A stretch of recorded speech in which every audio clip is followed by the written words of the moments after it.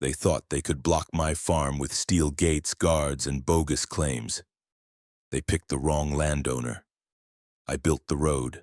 I own the land. And when the HOA tried to steal it overnight, they triggered a legal war that would turn their fortress into my tourist attraction.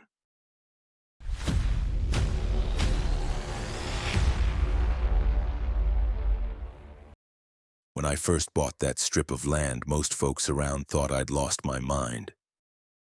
A few acres of dry slope running between a dusty service road and my orchard didn't seem like a glamorous purchase. But I didn't need glamour. I needed access. For years, my farm had been relying on a ridiculous back route that required trucks to crawl through a narrow, pothole-ridden county lane with blind curves and a washed-out culvert that looked like it had been there since the Civil War. Delivery guys hated it. Guests got lost constantly, and in rainy seasons it was practically unusable. I told myself, you can either pray the county fixes it, or you can fix it yourself. I'm not the praying type. So after months of watching land listings like a hawk, I spotted a parcel for sale that was perfect. Narrow, but just long enough to punch a clean road straight to the main highway.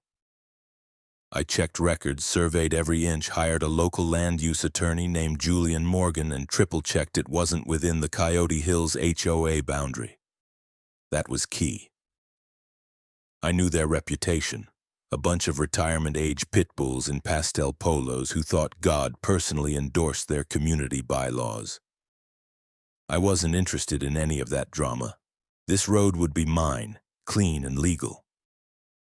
Within 4 months, the gravel was down, the drainage was done, the slope stabilized. I even added solar-powered lighting along the path, a solid gate at the entrance. Nothing fancy, just enough to let trucks roll in without risking their axles or their sanity. I put up 4 big aluminum signs that read, "Private property, no trespassing, not maintained by HOA." Clean, clear, and legally sound. I thought that would be enough. Hell, I was stupid enough to think people would be relieved, especially the HOA crowd. Less traffic in their development. Fewer lost Amazon vans clogging their cul-de-sacs. But as it turns out, there are folks who don't like the idea of someone doing something outside their control. Enter Karen Miller. She showed up on a Tuesday morning. I remember because I was out by the gate adjusting one of the solar timers when I heard the unmistakable sound of entitled footsteps. You know, rapid-fire heels on gravel like someone trying to stomp the ground into submission. "Excuse me," came the voice. Sharp, upper register, already irritated as if I'd stolen her poodle. I turned around. Woman in her 50s, perfect shellacked blonde bob, matching yoga set clipboard. Her entire posture screamed HOA commandant. "Yes," I said, brushing dust off my jeans. "I'm Karen Miller. I'm the president of the Coyote Hills Homeowners Association. We need to talk about what you're doing here." I squinted at her, confused. "What I'm doing? This is my property." She gave me a tight smile, the kind you give a child drawing on the walls. "That's precisely the issue. This road, it wasn't here last year. It now borders our community and appears to cut across designated HOA-controlled easement land." "No, it doesn't," I replied, already annoyed. "I bought this land directly from the county's surplus register, not part of Coyote Hills, not an easement. Would you like to see the plot map?" She blinked, like no one had ever offered her documentation before. "Regardless," she pressed, "the visual impact is significant. It's an eyesore. It disrupts the natural aesthetic of our community and frankly raises safety concerns." I gestured to the gravel road. "It's a damn road. You want me to add flower beds? Maybe a welcome mat?" "That tone is unnecessary," she snapped. "I'm simply trying to find a cooperative solution." "No, you're trying to exercise authority over land that isn't yours. I've got legal title, a survey, permits, and I've already talked to the county. I'm not part of your HOA, Ms. Miller." Her lips curled. "We'll see about that." If you think you can just carve a commercial road through a residential area without consequence, you're mistaken. I stepped a little closer. If you think a clipboard gives you the right to override private land law, you're about to be disappointed. She narrowed her eyes, scribbled something on her paper, turned on her heel, and stormed off. No goodbye, no have a nice day. Just the crunch of gravel under rage. I watched her go. There was a part of me, the naive part, I guess, that hoped that would be the end of it. Maybe she'd realize she'd barked up the wrong tree and move on to harassing someone for growing tomatoes in the front yard or using the wrong mailbox font. But I'd been farming long enough to know when a storm's coming. And that woman, she was brewing.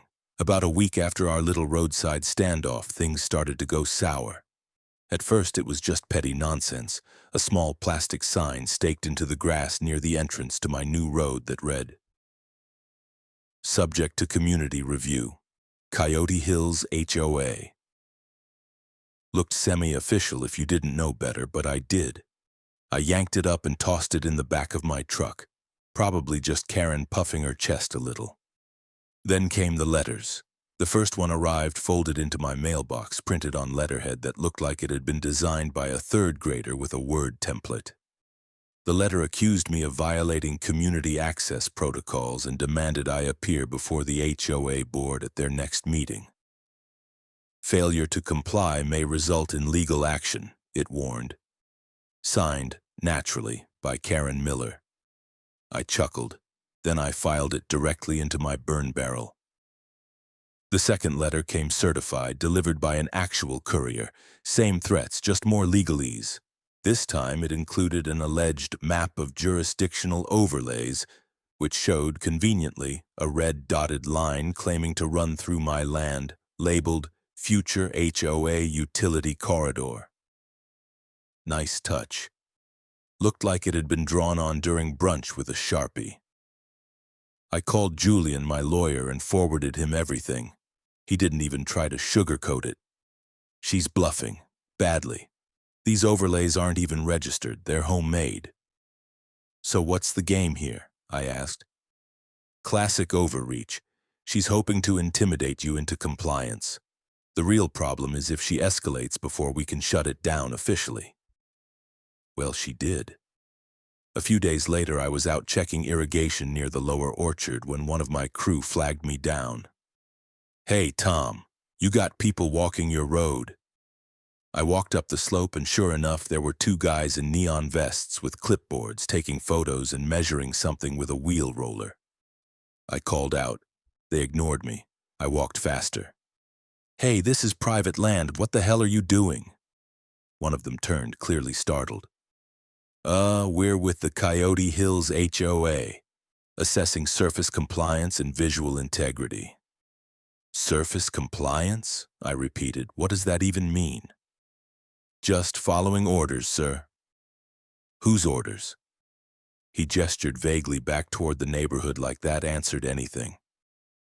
I didn't yell, didn't grab anyone.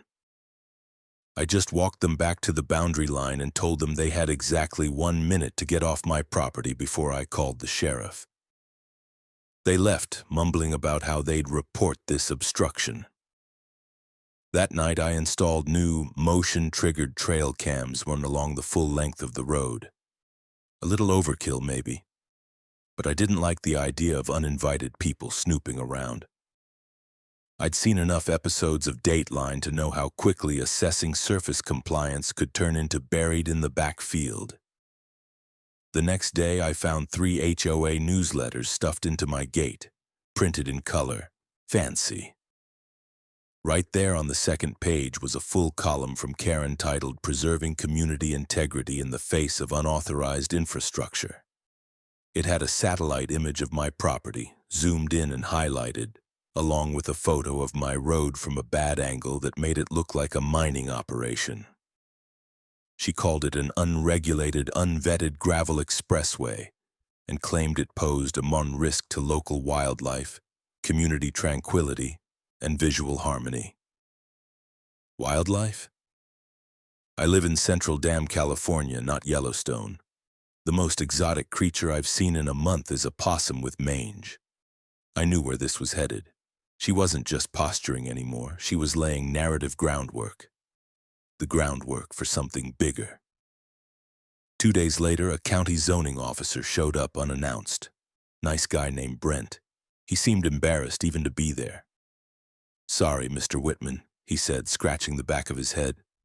"But we got 3 complaints filed about your road. One alleging improper grading. Another suggesting you were diverting runoff into HOA Greenbelt land. The third," he paused, "claimed you were operating a commercial trucking depot without a license."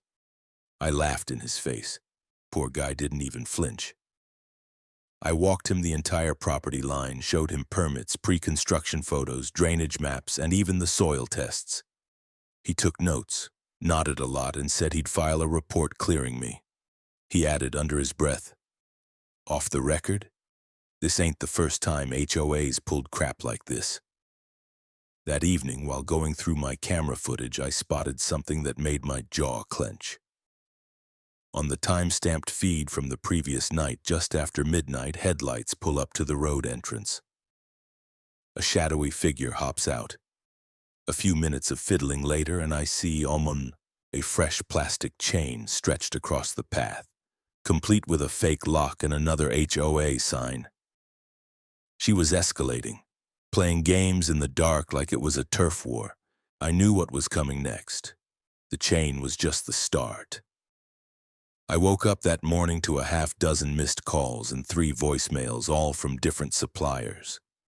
The first message was from a guy named Jorge who runs the produce delivery out of Fresno. He sounded half apologetic, half pissed. "Tom, we tried to make the drop-off this morning, but your road's blocked. Some security guy says we can't come through without HOA clearance. We're gonna have to pull out. Call me." Next message, same story. Then a third. Except this one added a cherry on top. They told us if we tried to drive through, they'd call the cops. I sat up, still groggy, and pulled open the live feed on my security cameras. My breath caught for a second. There it was. Massive steel gates, spanning the width of my road, big silver motorized, the kind you'd see at a luxury subdivision or some overpriced winery trying too hard. The kicker? Right in the center was a tasteful little emblem. Coyote Hills Ho. Underneath that, a custom engraved plate. Private access. Security patrolled. And sure enough, right next to it, a prefab security booth, tinted windows, and what looked like a rent-a-cop with mirrored sunglasses and a clipboard. I threw on jeans and boots, skipped breakfast, and was halfway there in my truck before the engine had fully warmed up. I wasn't mad yet. I was somewhere between disbelief and that weird, floaty anger where your brain still thinks it might be a prank. But it wasn't. As I pulled up to the gate, the security guy stepped out and held up a hand like he was flagging down traffic in Dubai. He couldn't have been older than 25, probably ex-mall security, built like a gym membership that didn't come with brains. "I'm gonna need you to stop there, sir." I rolled down the window slowly. "No, son. You're gonna open that gate." "I'm afraid I can't do that. This road is currently restricted under the jurisdiction of the Coyote Hills HOA. "Funny," I said, "because this is private land, and I own it." He straightened up, hand twitching toward his little radio like I was about to jump the gate with my Ford. "Sir, I've been given strict orders not to let unauthorized vehicles through. If you attempt to proceed, I'm required to notify local law enforcement." I stared at him for a second. Then I smiled. "Call them." He blinked. "Excuse me?" "Go ahead. Call the cops. Let's have a party. You, me, and a sheriff's deputy figuring out why your HOA paid for a damn fortress on land they don't own." He didn't move. I reversed slowly, turned the truck around, and drove off. Not because I was giving up, but because I needed to think. I was too angry to think clearly right then. and I knew better than to give anyone like Karen the satisfaction of seeing me lose it. By the time I got home, the consequences had started rolling in. My email was stacked with cancellation notices. Grocery co-ops backing out, restaurants apologizing, logistics teams warning me they'd have to rework contracts. They couldn't afford the delivery uncertainty. I tallied the numbers on paper old school because typing made it too easy to ignore. Over the next 90 days, assuming I couldn't get this fixed immediately, I was looking at losses exceeding $700,000. Not just from produce that wouldn't ship, but from breach penalties and spoilage. Even the farm tours I ran for extra income were being scrapped. People literally couldn't reach me anymore. Karen had done it. She hadn't just made my life annoying. She'd cut off my blood supply. I drove to Julian's office that afternoon without an appointment. He took one look at my face and canceled his next meeting. "I'm suing them," I said before even sitting down. "You're damn right you are," he replied, already reaching for a legal pad. We drafted a preliminary filing that night. Civil trespass, intentional interference with business operations, malicious misrepresentation of jurisdiction, and a request for an emergency injunction to force removal of the gate pending a hearing. We filed it in county court the next morning, and yet, despite everything, I wasn't done being surprised. Because later that same evening, as I sat on the edge of my porch with a beer and a headache, headlights rolled slowly up my drive. Black SUV, chrome trim, tinted windows, looked like it belonged to someone who leased power for a living. Out stepped Karen. She didn't even pretend to knock. "Mr. Whitman," she said, her voice all clipped politeness. "I assume you've seen the gates." "Oh, I've seen them," I said, "and you'll be seeing court papers tomorrow morning." She gave me a pitying look. "Why waste money on lawyers, Tom? This doesn't have to be a fight. The board is willing to grant you a temporary access agreement. You just need to register your farm with the HOA and agree to comply with basic regulations." I actually laughed, right in her face. It came out harsher than I meant it to, but I couldn't help it. "You built gates on my land. You stationed a guard there. You blocked my trucks and shut down my business. And now you want me to sign up for your little dictatorship like it's a gym membership?" She didn't flinch. "You're making this more difficult than it needs to be. You made it illegal." She narrowed her eyes. "We'll see what the court thinks." "No," I said, standing up. "You'll see what property law thinks. Spoiler alert, it's not on your side." She paused a moment, then walked off without another word. As she got into her SUV, I noticed something I hadn't seen before, a faint glint from the rear window. A camera mounted inside, recording our conversation, of course. As she drove off, I made one mental note and one promise. The note: buy better cameras. The promise? She wasn't keeping those gates. Julian didn't waste time. By Monday morning, the paperwork was filed, the complaint stamped, and an emergency hearing scheduled for the following Friday. He said that was lightning speed by court standards.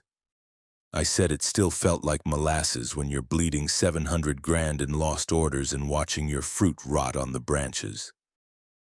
In the meantime, the gates stayed shut. The rent-a-cop rotated shifts, now with a second guy during peak hours. A peak in what, I wasn't sure. Paranoia, maybe. The court's temporary restraining order, a clean 2-page document stating the gates were to be opened until ownership could be confirmed, had been issued Wednesday. We hand-delivered it to the Coyote Hills HOA office. Julian even had the courtesy to include a highlighted copy of the property boundary survey, with my road clearly outside their governance line. They ignored it. Flat out ignored a court order. Julian wasn't even mad, he was giddy. "They just turned civil trespass into contempt of court," he said, grinning like a man watching an enemy dig their own grave. Still, it didn't help my farm in the short term. The trucks were rerouted, inefficiently, through the old North Road, which required drivers to back up into a sloped access point just to reach the loading bay. My insurance agent called me twice, concerned about risk exposure. I told him to take a number and get in line, and while the business struggled to limp forward, the internet did what it does best. I had uploaded a 30-second clip to TikTok, mostly out of spite. Just me standing in front of the gate holding up a copy of the restraining order while the camera slowly zoomed on the HOA logo etched into the steel. Caption: when the HOA builds a $40,000 gate on your land. Hashtagged it. Karen Gates, free the farm, churn trespass. Much I figured it might get a few sympathy likes. It blew up. Blew up. By the next morning, the video had 500,000 views. By the end of the week, it had over 4 million. People were stitching it with their own HOA horror stories, calling Karen the gatekeeper of doom, and dubbing the road the Forbidden Farm Lane. Someone even set it to the Jurassic Park theme and edited in a T-Rex behind the gate. And then came the tourists. It started with just a couple of kids from Sacramento who parked on the county road and took selfies with the gate behind them. Then came the local college students. Then a guy with a drone who offered to do an aerial video for free if I let him post it on his YouTube channel. I figured, what the hell? Let them film. Let the world see this mess. By the weekend, I had to hang up a fresh sign at the front entrance. Private property. Photos. Okay, do not block the road. Someone stuck a post-it below it that said, unless you're the HOA. My merch guy, yes, I have a guy, called me up and asked if I wanted to print t-shirts. I laughed, said no, then told him to make a mock-up anyway. 2 days later, I had a box of tees in my shed that said, I got denied at Karen's gate. Sold out online in under 6 hours. But while social media had a field day, the situation on the ground kept getting uglier. Julian had filed a follow-up motion requesting civil penalties and direct law enforcement of the injunction. He also submitted footage from my security cams, which clearly showed HOA-hired contractors installing the gates on my land, and a fresh drone shot showing the boundary markers I'd painted in bold white lettering. Private property starts here. The video showed the gate a good 15 feet inside that line. Still, Karen didn't budge, but not everyone on her little HOA council was clapping anymore. I got a call from a guy named Matt Rogers, vice president of the HOA board, who introduced himself in a whisper like he was defecting from an authoritarian regime. Mr. Whitman, I just want you to know I've been against this from the start. We weren't informed the gates were going on land outside the HOA jurisdiction. Karen never brought that part to vote. Let me guess, I said. She called it a security enhancement? Exactly that, he admitted. Said it was in the buffer zone. We trusted her. I didn't know she was going rogue. He sounded genuinely upset. Said he'd be calling a special board meeting. Said he'd talk to some of the other members and maybe, just maybe, the board itself would act against her. I thanked him, hung up and stared out at the golden evening stretching across my orchard. It hit me then. This wasn't just a fight between me and some self-righteous HOA queen. It was bigger. It was about boundaries, literal and legal, about control. And Karen?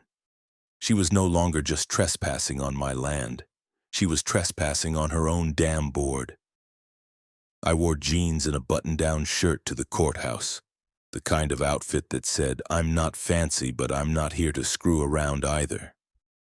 Julian wore a slate gray suit with the same quiet smugness as a man sitting on a pair of aces.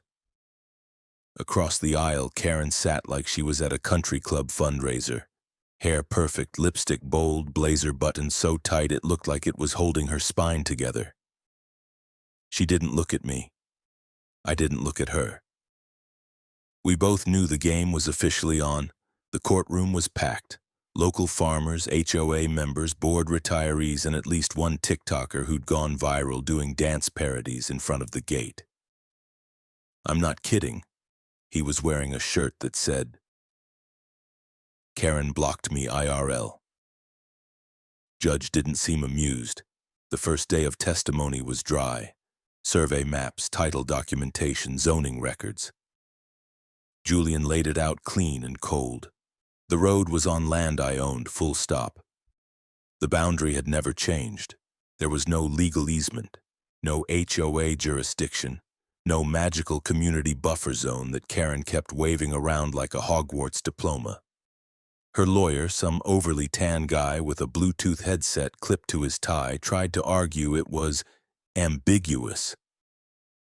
Said the land had visual overlap with HOA aesthetics.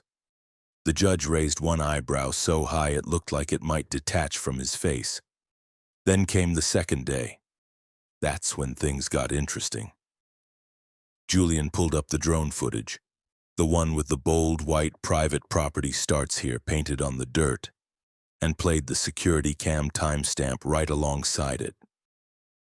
We watched in perfect sync as the HOA's gate contractor drilled into the gravel 15 feet past that line. The contractor testified under subpoena. He said Karen had assured him it was HOA land. When asked if he saw any permits or documentation, he replied, "She said she was the HOA president and that was enough." The courtroom chuckled. Karen didn't. Next up, our delivery vendors. Jorge from Fresno took the stand and described how his driver was turned away by an armed guard. Another vendor talked about the canceled shipments, missed deadlines, and the clause in our contracts that required uninterrupted access. Then came the kicker. Julian called Karen to the stand. She didn't want to testify, tried to duck it, claimed she'd already submitted written statements. Judge denied it. She sat down, looked straight ahead, and oozed contempt. Julian was calm, polite even, too polite. "Mrs. Miller, when exactly did the HOA vote to install gates on Mr. Whitman's land?" She blinked. There was no formal vote. It was an executive decision. Meaning, you made it yourself. I acted in the best interest of the community. Julian nodded, scribbled something. "And what documentation did you rely on to confirm the HOA had authority over that land?" She shifted in her seat. "Long-standing assumption. Historical use. The community has always regarded that area as part of our visual domain." "Visual domain," Julian repeated deadpan. "Is that a legal term?" "It's a concept."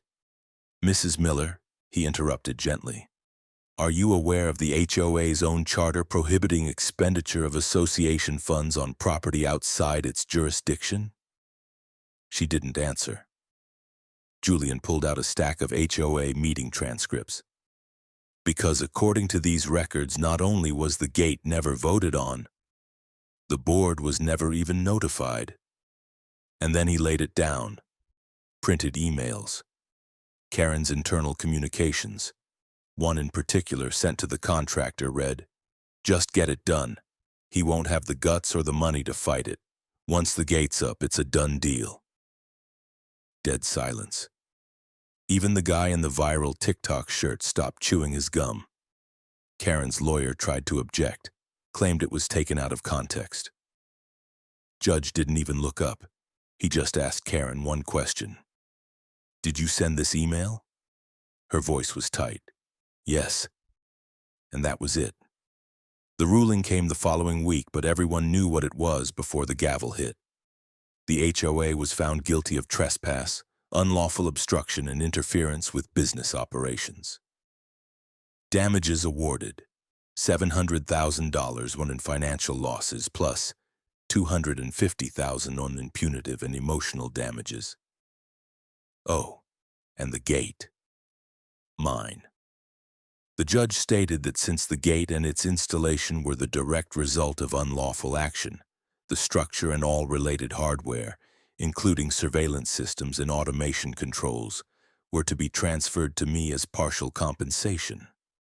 I nearly laughed out loud when I heard it. Then came the kicker. The judge instructed the HOA to initiate an emergency internal review proceedings against its president. Translation? Karen was toast. As for her, she didn't show up for the final ruling, probably off somewhere trying to convince a mirror she'd been right all along. I walked out of the courthouse into a wall of reporters, farmers, and kids with selfie sticks. The guy with the TikTok shirt gave me a thumbs up. I gave him one back. What else could I do? I just won a gate. The first thing I did after winning the lawsuit, after the celebratory beer, the calls to my vendors, and the deeply satisfying act of deleting Karen's HOA letters from my inbox, was call a contractor. Not just any contractor. A guy named Daryl who specialized in automation and security. The kind of guy who wore cargo shorts year-round and got giddy talking about motion sensors and AI-enhanced gate logic. Think you can make a hostile gate love its new owner? I asked over the phone. Daryl chuckled. Tom, by the time I'm done, that gate will be so loyal it'll deny access to its own mother if she's wearing a pastel sweater. We got to work. First, we tore down the HOA crest and replaced it with a new aluminum plaque, laser cut in glossy black. Welcome to Freedom Lane, formerly known as Karen's Wall. Then came the fun stuff. Motion-triggered lights, automated license plate recognition, keycard access for delivery drivers, a camera array tied to my phone, and, my personal favorite, a custom voice prompt that greeted visitors with, "You are now entering land that respects property rights. Proceed like a decent human." We programmed the gate to respond to voice input too. Say the phrase, "Not a Karen," and the gate opened automatically. I was half joking when I suggested it. Daryl wasn't. "I can do that," he said, and he did. It became a local legend within a week.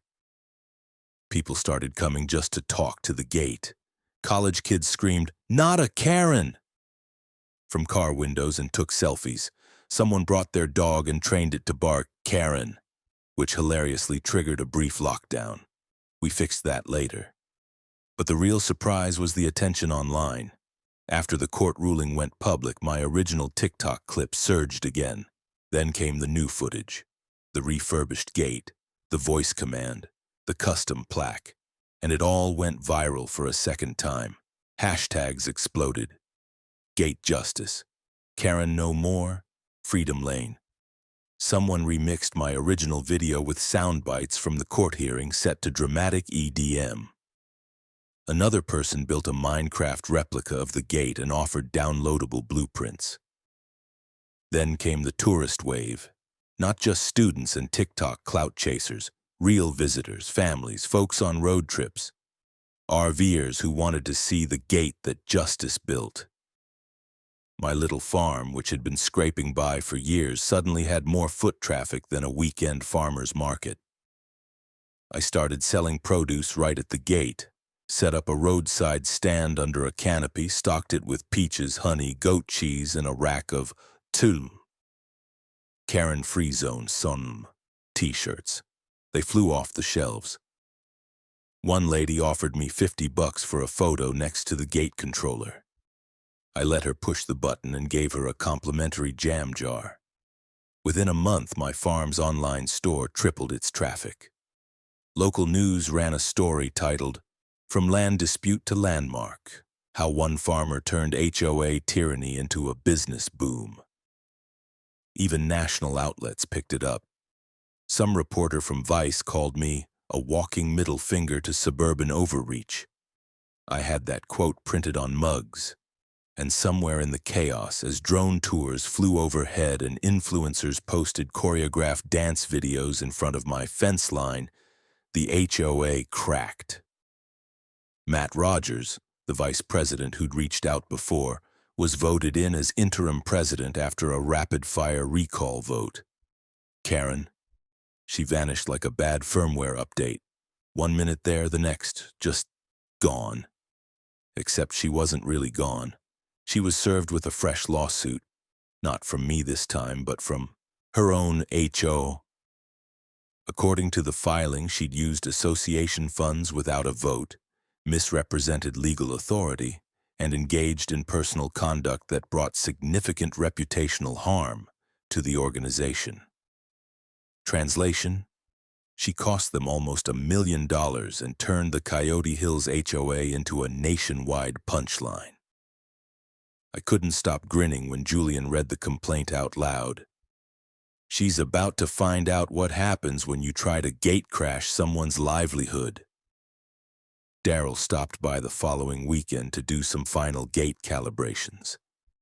You realize this gate is smarter than most of the people who tried to keep you out, he said, admiring the sensors. I sipped my coffee and nodded. And more useful. We stood there a while watching as a minivan pulled up.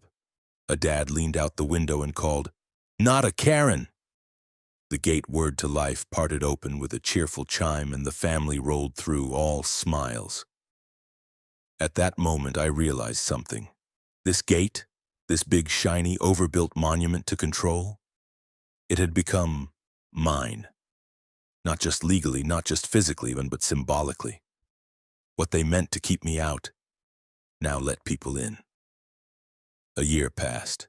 The peaches were sweeter this season, probably just the irrigation system I finally had the money to fix, but part of me liked to think it was karmic. The gate was still there, of course, gleaming like some stainless steel monument to spite and justice. By now, it had its own Google Maps pin. Karen's Gate, formerly. Complete with 5-star reviews, photos, and a steady stream of visitors who came to see the place where one farmer told an entire HOA to go to hell. And won. On weekends, it got downright festive. Food trucks would park just past the entrance. Local bands played acoustic sets under the new awning I'd put up. Some guy even started selling freeze-dried strawberries in bags labeled Certified HOA Free. The voice command still worked. Kids lined up in the mornings just to yell, "Not a Karen," into the little microphone and watch the gate open like they'd unlocked a treasure vault. Someone posted a slow-motion video of it synced to the opening theme from Star Wars. It got over 1 million likes. I leaned into it. Merch table, expanded, branded honey jars, flying, the new bestseller, a sign shaped like the gate that read, "Trespassers will be publicly mocked." I even had to hire a full-time assistant just to run the online store. Not bad for a farm that had almost gone belly up from someone else's arrogance. Matt Rogers, the guy who'd taken over the HOA, came by every now and then. We weren't exactly friends, but he was honest. Said cleaning up after Karen was like trying to unbake a cake made of lawsuits and lies. She really thought she'd win, he told me once. I shook my head. She didn't care about winning. She cared about control. He nodded at the gate. "Now you've got it," I laughed. "The gate? Sure. But control? Nah. I just made the damn thing work for me." Karen? No one had seen her in months. Rumor was she sold her house in Coyote Hills at a loss and moved somewhere east. Probably trying to start over, or maybe plotting her next empire of hedges and bylaws. The HOA lawsuit against her was still crawling through court. She'd filed a countersuit, of course. Claimed defamation, political sabotage, gendered bias in governance. The judge reportedly rolled his eyes so hard the court stenographer noted it. As for me, I didn't lose a single night's sleep.